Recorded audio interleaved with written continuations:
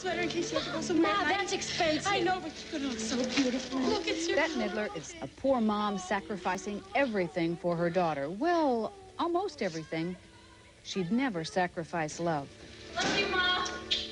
We hear a lot about people going to see a movie because it's a Mel Gibson movie or a Sean Connery movie or a Kevin Costner movie, but only a few women have the power to draw an audience in simply as a result of their name. You are one of those women. Is it a powerful feeling?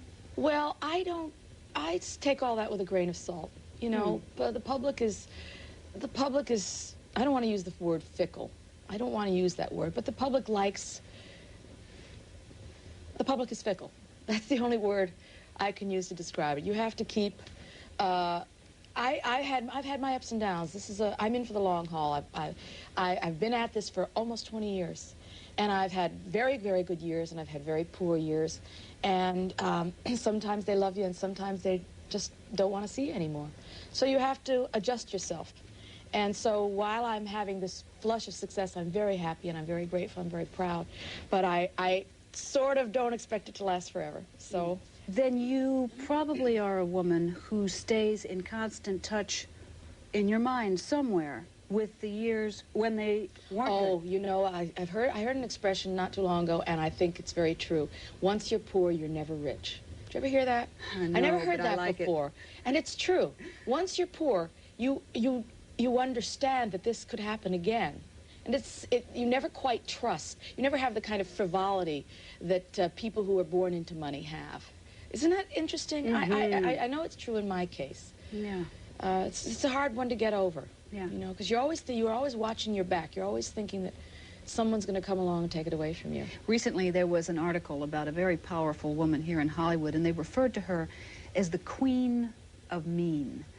I don't think you're perceived that way, even though you're very powerful. No. At all? No. Because I want to be reasonable.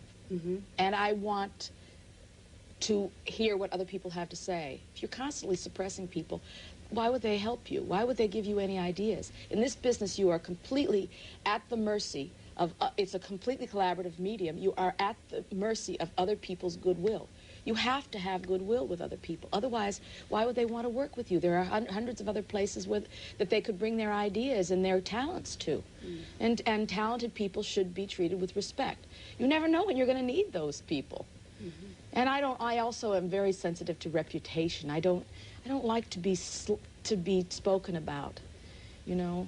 And in this town, everyone knows every single movie. It's almost like the whole place was bugged, you know, and they tell terrible, fierce stories about each other, and there's a lot of that kind of thing. I don't want to be part of it. I don't partake in it, and I don't like to be the butt or the object of that kind of tale-telling. So I just am very, very cautious. You know, when I did, a few years ago, when I had a particularly bad spell, I was standing up for myself, but I was misunderstood and I was misrepresented. And I never, ever wanted to be in that position again. So I have been very, you know, I just try to be humane. I must congratulate you on your 3, count 'em, 3 Grammy nominations for Wind Beneath My Wings. But you know, I've always found that the music industry is so much tougher than the movie industry. Do you think that's so? I think it's, that's a good question. It's more trend-oriented, I think. Mm-hmm. So it's harder for people to keep up. It's harder for performers to stay fresh and new. The audience is less loyal, I think. It's fascinating business, though, I must say. Completely fascinating, because it's very inventive. It's constantly recharging and reinventing itself. Probably because the audience gets bored so easily. Yeah. So in that regard, it's really, really fascinating.